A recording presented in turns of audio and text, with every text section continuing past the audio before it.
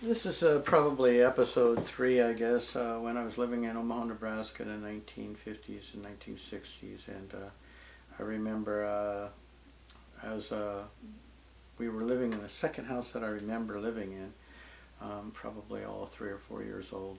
My mom found a guy to get married to, and she sort of like forced herself to marry this guy. But the family would tell her that nobody's going to marry a woman with 3 kids, so she settled, and settled for a real jerk at the time, but um, that's what we were stuck with at the time. I remember as a kid, living both the first and second house, I would run away frequently. And on one occasion, my aunt decided to tie me up on a clothesline, and I could only go up and down the clothesline, the length of the clothesline, yelling for Superman to save me, and he never came. So I was stuck being tied up to keep from running away.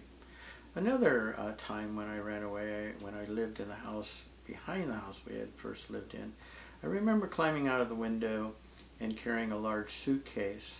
And I remember getting a jar of peanut butter and putting it in that suitcase. That seemed to be the only thing I needed. So I climbed out of the window with this suitcase, and I walked to the end of the street.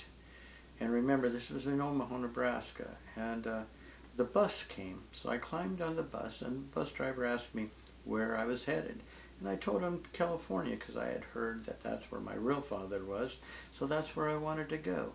Well, the bus driver took off, and a block later he dropped me off.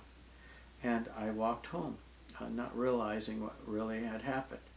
Years later, when I went back on vacation, I went down to that street where he had left me off, and sure enough, the name of the street was California Street.